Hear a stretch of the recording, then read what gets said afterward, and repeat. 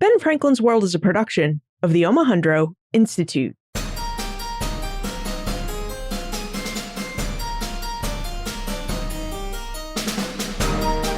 Hello, and welcome to episode 253 of Ben Franklin's World, the podcast dedicated to helping you learn more about how the people and events of our early American past have shaped the present-day world we live in. And I'm your host, Liz Covart. What can a family history tell us about revolutionary and early Republic America? What can the letters of a wife and mother tell us about life in the Caribbean during the Age of Revolutions? These are questions that Susan Claire Imbarato, a professor of English at Minnesota State University Moorhead, set out to answer as she explored an amazing trove of letters to and from a woman named Sarah Gray Carey. So today, we're going to join Susan on an exploration of Sarah Gray Carey's life to discover more about how Carey experienced the American Revolution on the island of Grenada, as well as different aspects of her life on that island. And during our exploration, Susan reveals why the letters of Sarah Gray Carey are remarkable and what they can reveal about the Age of Revolutions. Details about the lives of Sarah Gray Carey and her family, and the different ways the American Revolution impacted the Carey family's ability to stay together and make money in the transatlantic economy. But first, did you know that Ben Franklin's World has a listener community on Facebook? The Ben Franklin's World listener community is a place for people like you, people who love history and want to know more about the early American past. It's a place where we can all gather, chat as we have time, and pose any questions we have about history. It's also a place where you can help inform our future episodes. Have you ever wondered how listener questions appear in the show? They appear because Holly White and I ask you to submit them in the Facebook group. Now, joining the Ben Franklin's World listener community is really easy. Just visit benfranklinsworld.com and click on the listener community button right on the homepage. It's right there on the top of the sidebar, so you can't miss it. Okay, are you ready to meet Sarah Gray Carey and learn more about how she and her family experienced the American Revolution in Grenada? Allow me to introduce you to our guest scholar.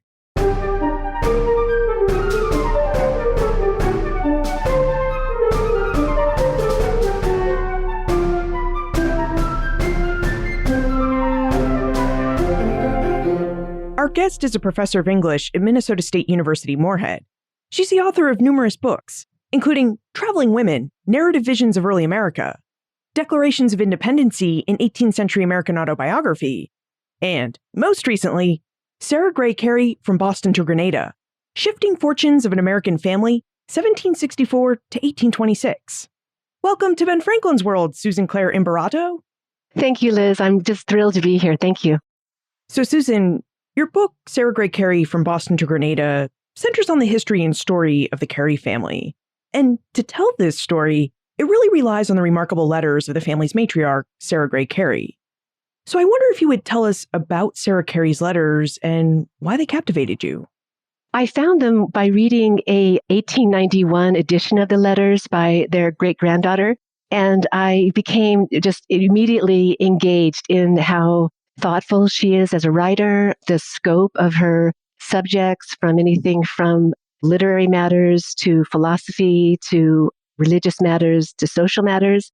And so then I wanted to know more about her recipients, which led me on almost a 10-year investigation. When I was in Boston, I would stop by the Massachusetts Historical Society. And as I kept reading them, this story unfolded that I became just really interested in. And I wanted to know more about the family, their circumstances. So that's how I started. And it was watching history unfold on a really personal level. And so that also really drew me in. You mentioned that Sarah Carey was a very thoughtful letter writer. Are there any examples you could share with us so that we can get a sense of who she was as a writer and for the different topics she wrote about? Her first letters are to her sister-in-law, Mary Gray Otis. And this is when Sarah had relocated to Grenada. And so the letters were really her lifeline to her life back in Boston and then Chelsea. And so there's a sense of her identity where she is still transitioning, to her island life, having grown up in a relatively cosmopolitan Boston of the 1750s and 60s. And so those letters are, about motherhood, about everyday life. And then she begins to sort of feel a little bit insecure and compares herself to the ladies of fashion in Boston. And her life is much more domesticated. She's both the school teacher and the mother at the same time. So I thought those letters were interesting, just reflections on not only what it meant to be a colonial American woman at the time, but also what it meant to be somewhat exiled from your homeland. In her letters to her son, Samuel, that began when he returned from schooling in London, they write on everything from Cicero to Shakespeare to laundry and, family matters. So she really covers a lot of ground in her letters. You also mentioned that by reading through Sarah Carey's letters and all the letters that people wrote back to Sarah, that you were able to watch history unfold. As you watch the Carey family's history unfold, did you have to take any of the information in these different letters that you read and compare them with other historical sources so that you could better understand the details that you were reading about? Right. So the letters are the primary source. And then I also used newspapers of the day, interesting local histories that were written at the turn of the century. And then as I dug deeper, I was looking at business ledgers, shipping records. Wills were interesting too, because they gave me a lot of information about families. And then the New England Genealogical Historical Society was a great source of genealogical information. And then a real boon was uncovering the Reverend Thomas Carey's diary, the brother of Samuel, who kept a meticulous diary and was thankfully transcribed by the society. So one thing led to another. And the materials that I wasn't sort of thinking about initially, I had to reposition my understanding of where the information was. Like I wanted them to write a letter that said, I did this. So I had to reconstruct from the other primary sources, not only the environment they were living in, but details about, well, what ship was she on and how could that have occurred? There was a section when they talked about the Quasi-War. And so that was interesting to sort of figure out how that played a big part in the disruption of the family correspondence. So I was learning a lot about history just through their correspondence as well. Okay, now that we know more about these remarkable sources that informed your project and led you to research Sarah Carey and her family, I wonder if you would introduce us to the Carey family. So would you tell us about the woman behind all these letters, Sarah Gray Carey? She came from a founding colonial family. Her father, Ellis Gray, was the reverend at the Second Church, which later became the New Brick Church, which had been a Mather church. And then her mother, Sarah Brame Tyler Carey, was also part of a founding family. She was born in 1753. Unfortunately, her father died before she was born. And so she never knew her father. She was raised obviously by her mother and then her uncles. But she grew up in a really bustling, like a Bostonian family. There's a very close extended network of church membership and families. Again, it's interesting that she didn't have access to her father, but her father's presence loomed large in not only her religious grounding, but also the fact that the Gray family had a standing in revolutionary America.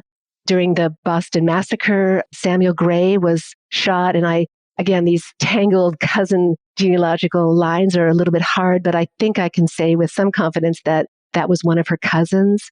She herself is probably known better because of her connection to Mercy Otis Warren, who was also connected through marriage as cousins. So it sounds like Sarah was from an elite, but not too elite family. Like this family was well connected, but not so well connected that we remember them as a famous family. Right. So they weren't of the mercantile class. They were of the church membership class, but certainly she had access to a good education in terms of her brothers and tutoring. And she met Samuel at a ball that was put on by Samuel Otis. So she did run in those circles. Yeah, it definitely sounds like she ran through elite circles. Speaking of which, could you tell us more about Sarah Carey's relationship with her cousin through marriage, Mercy Otis Warren? Right. So they were connected through marriage, as I just mentioned, and they held not an extensive correspondence, but an important one for both of them. So when Mercy Otis Warren was going through some tragic moments with loss in her own family, she would write to her dear friend Sarah. And then when Sarah was in Grenada, she would write. It allowed, I think, especially for Sarah, a chance to connect with not only a woman, but someone that was, outside of her very active domestic life eventually with 13 children. They were very thoughtful. They did have a reunion. Sarah went to visit her. And as Sharon Harris and Jeffrey Richards have written in their book, one of the last letters that Mercy Otis Warren wrote was to Sarah Carey. I'm curious about the contents of these letters because we know from our conversation with Rosemarie Zagari in episode 145 that Mercy Otis Warren liked to discuss politics in her letters, and that she particularly liked to discuss politics in her letters with Abigail Adams. Did Mercy Otis Warren ever discuss politics with Sarah Gray Carey? Mercy Otis Warren talked a lot about social issues, especially religious issues. And then there's one letter where she says, but my dear, gentle friend, something like that, Sarah, surrounded by her domestic life. So I think she appreciated that Sarah was more engaged with what was happening in her immediate sphere. Interestingly, their daughter, Margaret Carey, who was interested in Swedenborg, apparently had a connection with Mercy Otis Warren as well. So those connections were there, but again, more of an emphasis on matters of the heart or matters of family seemed to be the focus of their letters. And would you tell us a little bit about Emanuel Swedenborg? He was a early 19th century religious figure that Margaret seemed to be attracted to. So this is not in the letters themselves, but it's just part of the overall biography. That's part of the Curtis edition of the family letters. And as we're speaking about Sarah Carey's family members, in 1772, Sarah Gray married Samuel Carey. Would you tell us a bit about the man that Sarah married? Right. So he also comes from a founding colonial family. He's I think the third generation of merchants. They were founders of Charlestown. And the portrayal of his relationship with his father, Captain Samuel Carey, is interesting. His brother, the Reverend Thomas Carey, went to Harvard. In the Curtis edition, it says that Samuel also was a graduate of Harvard, but I couldn't find any distinct record in contacting, the Harvard Library archivists. So I don't know if that's true, but it's true that when Samuel was of age, his father gave him a legacy of something like £1,000 and said, take this and go to the West Indies. So Samuel was really keen on making his own mark. So in 1763, after the 7 Years' War, he did, with his father's blessing and letters of introduction, embark on this big journey. It seemed to be a very attractive direction for young men of that time to make their fortunes in what looked like an ongoing potential for money in the West Indies. So when he initially met Sarah, the depictions of him from his daughter Margaret are of this very wealthy planter coming into Boston with his carriage and his servants. And so he was an attractive figure on several levels. Do we know what it was about the West Indies that attracted Samuel and other young men to move there during the mid to late 18th century? I mean, how did they plan to make their fortunes in the Caribbean? Right. It seemed to be that the transatlantic sugar trade and obviously the connections to the slave trade seemed to be the way for New Englanders as well as, the colonists on all down the Eastern Seaboard. It was very lucrative. His salaries were extraordinarily significant. I don't want to quote without exact figures, but he does write in a letter where he's making, I think, something like £400 annually, which compared to maybe £40 annually, it was attractive for that reason. Now, it seemed from your book, Sarah Gray Carey from Boston to Grenada, that Samuel did find work in the West Indies. Yep, by 1772, he was back in Boston. So do we know what kind of work Samuel undertook in the West Indies and why he returned to Boston by 1772? In 1769, his father died, and so he came to settle the estate and then came back, I think, in 1770, and then he stayed for a while to settle the estate with his brothers. And then he went back. So he was initially on St. Christopher's or St. Kitts. And within a year, he was a plantation manager for two prominent merchants, John Boreau and Charles Spooner. They were absentee owners. And then in a moment of transition, John Boreau offered Samuel Carey Sr. the position of a plantation manager for the Simon estate in Grenada. And so he was juggling that job offer with having to settle the estate of his father. And that's one reason why he was only there for a short period of time, and then he returned to Grenada. And although it sounds like Samuel was weighing this decision, he ultimately decides to move to Grenada and become the plantation manager of the Simon estate. Now, could you tell us more about Grenada? Because Sarah and Samuel marry in 1772, and by 1774, they left Massachusetts to remove to Grenada. So, would you tell us more about the island? Right. So Grenada was a combination of coffee plantations and then sugar plantations. And then when the sugar trade was more lucrative, it went over more to sugar. It had been in French hands and then went back to British hands and then French hands. And so it has a complicated colonial history, of course. The island itself isn't very big. I better not quote, but I think something like 32 miles in length.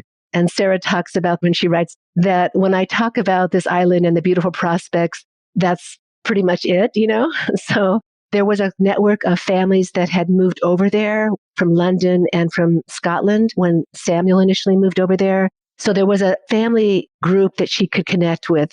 The African population was much larger than the Anglo population, but for a while it was a successful sugar plantation industry, basically. Mid-18th century Grenada sounds very different from mid-18th century Boston. You're right. It was such a striking contrast, to go from the excitement of Boston to the relative calm or simplicity of Grenada. Yeah, and we should talk about the transition that Sarah and Samuel made from life in Boston to life in Grenada, because by 1774, they had removed to the island.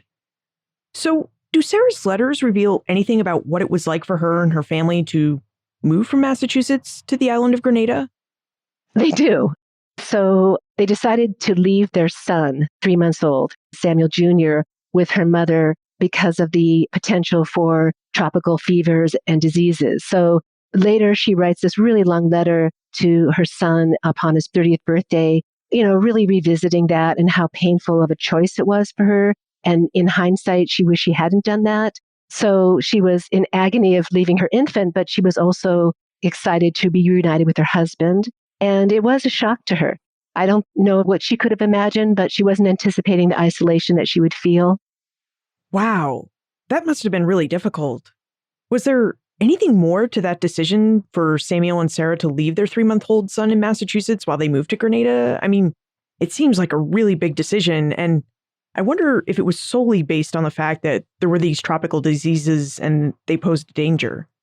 Right. She and her husband debated it. And, even in Samuel Sr.'s health issues, he often suffered from the fevers of the islands, and it just basically seemed dangerous. They had no inclination of how prolonged the war would be. They thought it would be a temporary separation. They never imagined it would be 18 years. And it would be another 10 years before they would see their son again. But again, the initial impulse was it seemed precarious to bring an infant into that environment. Right, the war, because we are talking about 1774, a time when Boston was in the throes of the American Revolution. So was it the Revolution and the War for Independence that kept the Careys in Grenada and away from their son for 10 years and away from Massachusetts for 18 years? Because the war only lasted between 1775 and 1783. So what accounts for the extra time they spent away? Well, they didn't plan on it, right? Very dramatically, when Sarah left in January, the rivers were frozen. It was sort of the last flight out of Boston because then the British closed the port in retaliation of the Tea Party. That was unanticipated. And then they couldn't really return, not only because Samuel Carey had obligations with the Simon plantation, but it was unsafe for them to return. And there was like a 2-year gap in letters. Sarah complains bitterly about that. I've written all these letters. No one's writing back to me. She knows her letters are being intercepted. And again, they did not imagine that that would happen to them. That's right. I guess it would have been impossible for the Careys to know that the American Revolution was going to turn into the War for Independence and that their lives would be disrupted as much as they were. Do Sarah's letters discuss what it was like for the Careys to weather the War for Independence in Grenada, separated as they were from friends and family in Massachusetts? So they were sympathetic to the Patriot cause, but they were compliant with the British rulership in Grenada. Samuel Carey was part of a council. Margaret writes about her father speaking his mind, but then people sort of warning him not to be too overt. They were learning about the war through letters from friends. They were concerned about the war. The interruption of trade to the islands, the cost of sugar was depressed, was plummeting. So it was definitely economically disruptive for the West Indies in general, but certainly to Grenada. And then once everybody knew that the revolution was over, Samuel Carey wrote a really interesting letter to his friends about, celebrating the American cause. So that was interesting too, the identity of being colonial subjects and then suddenly not immediately embracing the idea of being an American citizen, but then they stayed, to kind of go back to your earlier question, they stayed even longer because they decided to send their 4-year-old daughter, Margaret, to London for education. And Samuel Carey writes letters to his contacts in London to explain that he also understood this would prolong their stay in Grenada. That's a really interesting point and observation that we do have this family from Boston who sided with the revolutionaries, and yet circumstances beyond their control forced them to spend the war for independence living in a British territory. But then after the revolution, their behavior is also really interesting because rather than go home to American-controlled Massachusetts, they choose to continue on living in British-governed Grenada. I mean, it sounds like the Careys wanted to be both citizens of the United States and subjects of the British Empire. Exactly right. And so even when they return in 1791, it was more advantageous for Samuel Carey to retain some of his ties to England because of his business connections. So I don't know if you say he became an American citizen, but taking American citizenship, he delayed that for his business reasons. But once they returned, it didn't seem to be a difficult transition for Sarah. She was very glad to be back, reunited with her extended network of family and close female friends. We should definitely talk about the Careys' return to Massachusetts in 1791, but before we do that, would you tell us about the Careys' daily life in Grenada? What was their life like on this island, and what kind of routines did they have? So the family stayed in 2 locations. So they were with their father in Simon, but during the rainy months, which was from like January to, I think, May, they went to Mount Pleasant, which was up in the hills. And then the father would come home on Sundays and be with them. It seems like Sarah, again, raising her large family, was very committed and occupied with their education and their upbringing, whereas Samuel Carey was definitely involved with the day-to-day business operations of the plantation. So what I know about their daily life, interestingly enough, is from her letters to her son. When he returned to London, he took up an apprenticeship with the Morris and Postlewaite firm, and they were only living about 20 miles apart, but they would have servants send letters back and forth. So that gave me insight into her daily life, which was pretty routine, taking care of her children, taking walks, taking horse rides, and visiting with the women in her neighborhood. It sounds like the Careys had a fairly typical upper-class island lifestyle. Like, they had multiple plantations where they presumably grew lucrative cash crops like coffee and sugar, and they used servants to send letters to each other when they couldn't be together. And I do wonder about these servants and just how typical the Careys' plantation lifestyle was like. Did the Careys own and used enslaved people to help create and sustain their wealth? Right. So they held slaves in Mount Pleasant plantation, and then the Simon plantation also had slaves. You asked me earlier about my sources. Reading Samuel Carey's Mount Pleasant ledger book was really interesting. The details, not only about his allocations for clothing, but also for medical concerns. If one of his female slaves was pregnant or giving birth. And then in the world of slavery, which, as you know, is really difficult to fathom and to understand, and just how that could happen in the first place, but also the ways in which, especially Samuel Carey, presented himself or tried to be more of a benevolent slaveholder, which sounds like a contradiction. In one of his letters, as he was trying to navigate managing the Mount Pleasant plantation while he was in Boston, he writes that he wanted his slaves to stay together as a family. He mentions them by name. Again, I'm not condoning slavery, but it's just these subtle marks that seem to be different from simply the business of slavery that were interesting as well. And what about the number of enslaved people? Did Samuel's daybooks reveal anything about the number of enslaved people he had on these 2 different plantations? I want to say for the Mount Pleasant plantation, probably not more than 20. The Simon plantation was more extensive, and I don't have a figure in my head right now, but I would imagine it was in the hundreds. Now, as you mentioned earlier, the Careys did return to Massachusetts in 1791. Do we know what finally prompted their return to New England and what the return to Massachusetts meant for their lives as planters in Grenada? Right. Of a couple of factors there. Even though Borio had helped Samuel Carey establish himself in Grenada and had lent him some money so he could buy his own plantation on the west coast of the island called Mount Pleasant, it was never a legal document, so it was in litigation. He had to work with lawyers to try to prove that he had ownership to Mount Pleasant and that his plantation manager position was solvent. And so there's a lot of correspondence back and forth with the lawyers in London and then trying to, keep everything working. And then the other really complicated moment was John Borio's will was contested for almost 20 years. So even though Carey became the plantation manager of the Simon estate, it was always in doubt whether it was actually going to be sold or not. So unfortunately, the Mount Pleasant plantation never really became their sort of retirement fund. So after that 20 years of litigation, yes, it was finally going to be sold. So I was tracking this down with various advertisements in the British gazettes, how many times it was being sold. So that sale was pending. They were getting older. Samuel Jr. was now 18 years old, and they brought him back when he returned to serve as an apprentice so that he could take over the family plantation. So that sort of all seemed to be falling into place at once. So the plan was to maintain these plantations as long as possible and to use Samuel Jr. instead of Samuel to actually manage the family's plantations. Exactly, right. Now, many of the letters you examined in your book, Sarah Gray Carey from Boston to Grenada, were letters between Sarah and her eldest son, Samuel Jr. Would you tell us about their relationship and their correspondence? So there was about 62 letters between Sarah and Samuel between 1790 and 1803.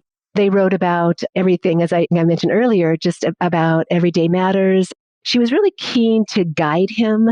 And so they talked about classical philosophy, but also she was mentoring him on his behavior, on his, spiritual training. So again, they seemed to fluctuate in just one letter on various topics. He didn't always like her advice, but he always acknowledged it. So he was a very compliant, dutiful son. Could you give us a few examples on the kinds of advice that Sarah would give to her son? Anything from very specific things to, I hear that you look pale, get some fresh air, go outside. She advised him on his diet and sort of the day, just the general warnings about dissipation. So not excess of any kind. She always couched that with, I know I don't need to tell you this, but just in case you need a reminder. So he wasn't really keen on staying with the family. There's a really emotional exchange. She wrote to him 3 times on the day they were leaving. She didn't want to see him because she didn't want to, what she said, unman him, but she was very torn. And he wrote to her one of his first letters back to Boston, to Chelsea, why didn't you see me on the last day? And so it seemed like she wanted him to be a strong gentleman, of that era and not be a burden to him on a certain level. So there was that going on. Later, when they picked up their correspondence, he mentioned marriage, and she was immediately concerned about that because they really relied on Samuel Jr. to look after the family fortunes. And much later, she said, I think this is probably a good time for you to get married. That was like 15 years later. So they did touch on personal matters as well. And what about her move back to Massachusetts? Did Sarah ever tell Samuel Jr. what it was like for her and the rest of the family to move back to Boston and Chelsea after spending nearly 20 years in Grenada? Right. I mean, in her letters to Samuel Jr., they were more focused on his businesses.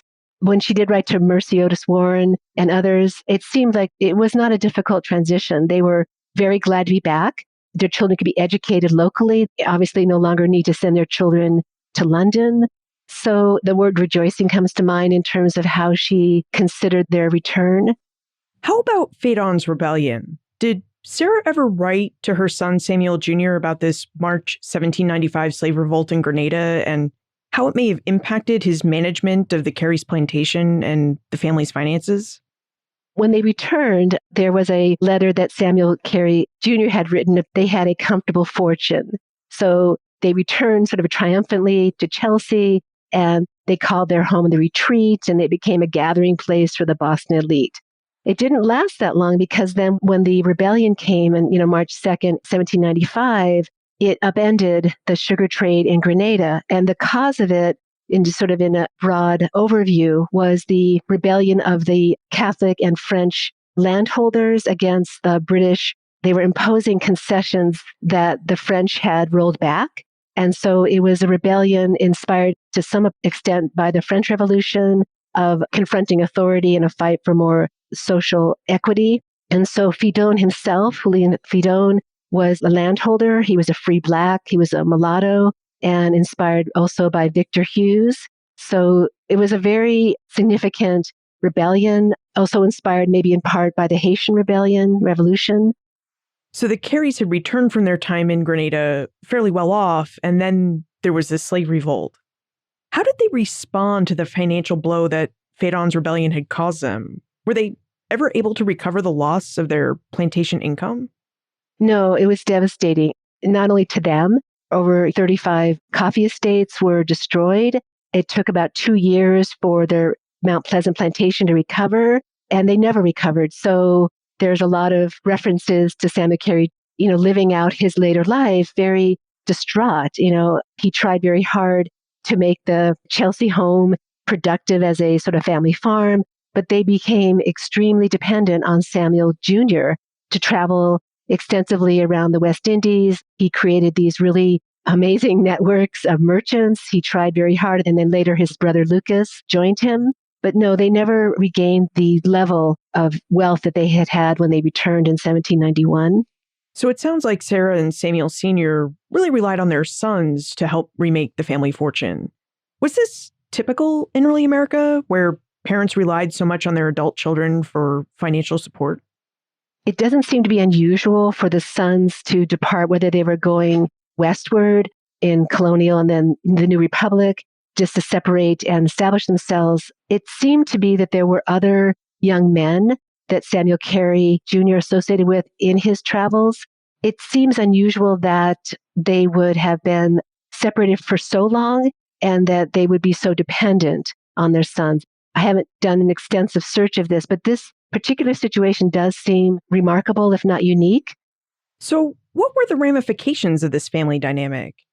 What did it mean for Samuel Sr. and Sarah as older people to rely so heavily on their sons for financial support? And what did it mean for their sons to really need to provide financial support for their parents? Right. Samuel Jr. was somewhat successful. The Mount Pleasant plantation, unfortunately, never really became lucrative. Lucas later came and helped him out. But it was really the kind of the second layer of sons that actually became much more successful. Henry Carey became a very wealthy and successful merchant in New York. And then his other brother, Edward, and eventually the second oldest son, Charles, became treasurer of Chelsea. So all through her remaining life, Sarah and her husband were dependent on their sons, but they had to scale back. I mean, there's talks about having to pull their children out of school, educate them at home. And there's really a touching letter from Samuel Carey Jr. to his sister Margaret saying, I know you've never had to experience any difficulties in your life. And apparently the people that were visiting them from Boston not shunned them, but were less likely to come visit them. And so in the larger scale of things, it doesn't seem like they were suffering very much. But Samuel Carey Jr. was aware that the family had never experienced anything like that as the ramifications of the rebellion and then the downsizing of the sugar plantations in Grenada itself. Could you tell us a bit more about Samuel Sr. and Sarah's retirement in Massachusetts? It really sounds like many of their sons helped take care of the family business and supported them financially, but what more do we know about the later years of Samuel Sr. and Sarah's lives? So there are some letters that are interesting about Sarah telling, Samuel that they go on horseback rides every day for like almost 2 hours. They sit in the parlor. They read aloud. The family was a very active readers. There's a really charming scene where they're reading The Mysteries of Udolpho by Anne Radcliffe. And Samuel Sr. peeks out the window and yells, "It's snowing." And then the youngest daughter screams. So just had this really interesting family life, very closely knit, the activities that they would engage in. It seemed like a love match, as we would say, between Sarah and Samuel. So even though they did suffer a reversal of fortune, their daily lives they had a regular rhythm to them, and they seemed very content to sort of pull back and not be as engaged with the life of Boston. When Samuel comes to visit after the rebellion, he goes to Philadelphia for a short time. Sarah writes, "I'm glad that you decided not to participate in the Boston social circles, but to recruit your health instead." So they seem to have adjusted to their life, their somewhat more rural life in Chelsea at the time. Now, to fast forward a bit to 1810, Samuel Jr. died in 1810 at the age of 37, and in 1812, just 2 years later, his father Samuel Sr. died. Susan, did Sarah ever write about how these deaths of her eldest son and her husband impacted her and how the deaths may have impacted the financial future of the Carey family? Very dramatically. And again, it's a very poignant or tragic scene when Samuel Carey Jr., he had just finished the negotiations to sell Mount Pleasant. He was looking forward to returning to Boston. And then he died weeks before he landed. And it was absolutely unexpected. So then they needed to figure out how they were going to retain their connections. And that's where they became much more dependent on Lucas. Then when Samuel Carey Sr. died, Sarah became even more dependent. It sounds like they had some legacies from the wills, especially for the younger women in the family, but they were never, as I mentioned before, secure or wealthy position until Henry Carey seemed to be able to provide for the family in ways that took up the gap where Samuel had been doing that.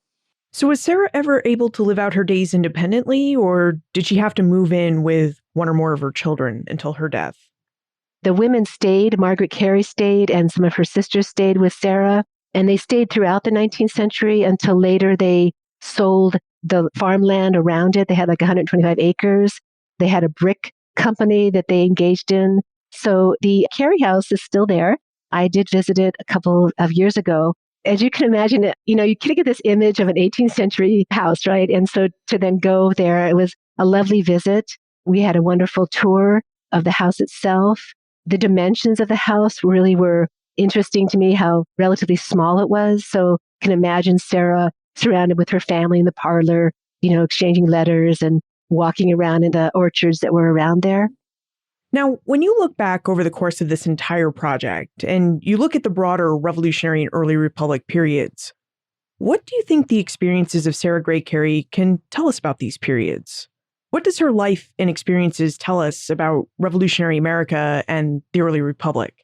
I just think how unexpected it was and how it was unfolding in ways that no one could really imagine, and just how dramatically it was going to change not only their status, but it highlighted their feeling of isolation as subjects while they were on the island. And then to return, I think, it was like a time travel or a time warp where suddenly they had to sort of catch up with things that were happening. But the franticness when going back to the rebellion of kind of trying to figure out what was happening to Samuel, and then later trying to navigate or negotiate what it meant to be a family. I mean, the other part that's striking to me about this is the only time that she actually spent with her son were these almost 2 years while he was living on Grenada. Otherwise, her relationship with her son Samuel was a correspondent relationship. So as far as understanding the revolution through their eyes, that was also part of the correspondence that I just thought was really interesting. Now, speaking of time warps, we should really jump into ours. The Time Warp is the fun segment of the show where we ask you a hypothetical history question about what might have happened if something had occurred differently or if someone had acted differently.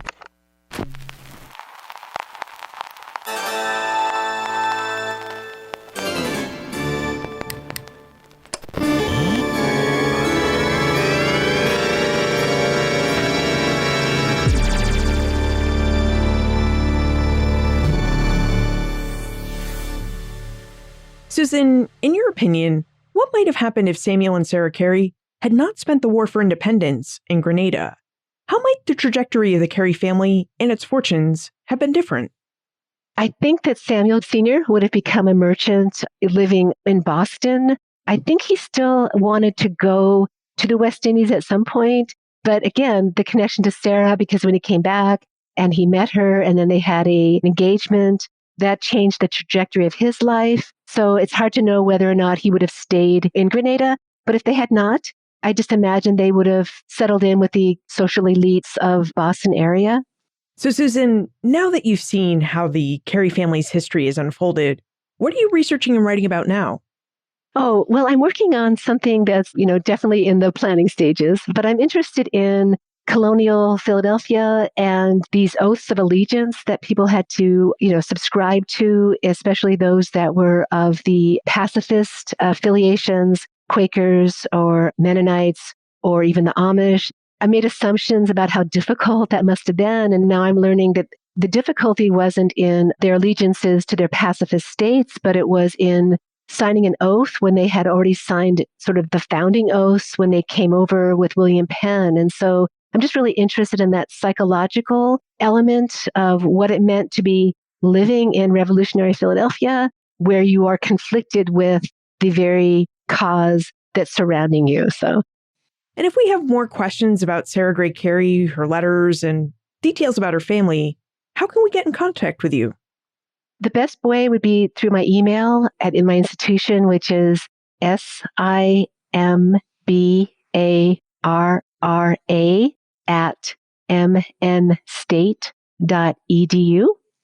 Susan Claire Imperato, thank you for joining us and for introducing us to the Carey family and their experiences during the Age of Revolutions. Thank you so much, Liz. I really appreciate it. The life and letters of Sarah Gray Carey are really interesting. They're interesting because not only do they reveal information about the past, they also reveal how we can use letters and the information they contain to do history. Now, as Susan told us about Sarah Carey's letters, she gave us many examples of how letters can provide us with a window onto the life and times of people from the past. For example, through the window left to us by Sarah Carey's letters, we can see just how unexpected the American Revolution and War for Independence were for many Americans.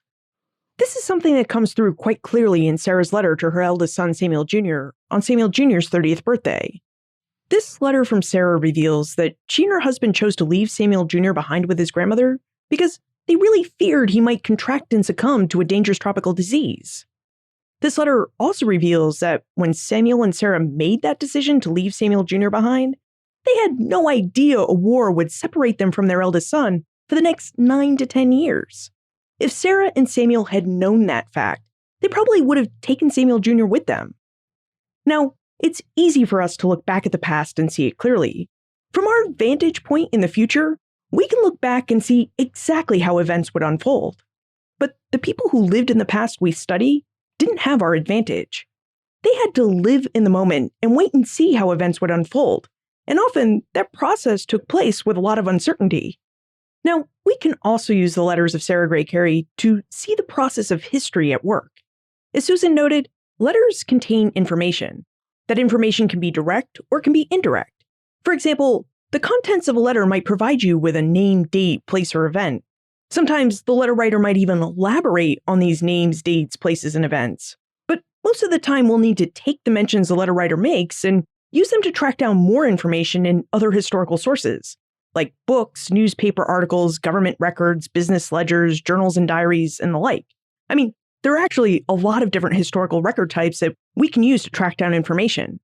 And this is part of the work of history. Our ability to use information provided in one source to track down information in another source so that we can better understand what happened and how people in the past acted. So, what can a family history and the letters of a wife and mother tell us about life in the Caribbean and about life in revolutionary and early Republic America? It turns out they can tell us a whole lot. Look for more information about Susan, her book, Sarah Gray Carey From Boston to Grenada, plus notes for everything we talked about today on the show notes page. benfranklinsworld.com/253. The Ben Franklin's World listener community is a place for people like you, people who love history and want to know more about the early American past. It's really easy to join the community. Just visit benfranklinsworld.com and click on the listener community button right on the homepage. Production assistance for this podcast comes from the Omohundro Institute's Digital Projects team. Joseph Edelman, Martha Howard, Emily Sneff, Holly White, and Karen Wolf. Breakmaster Cylinder composed our custom theme music. Finally, I know you conduct a lot of research for your history and genealogy projects. So I wonder, what are some of the most amazing or most helpful letters that you found? You know, those letters that really told you something about the people and events that you're researching? I'd love to know about your finds. So email me, liz@benfranklinsworld.com. Ben Franklin's World is a production of the Omohundro Institute.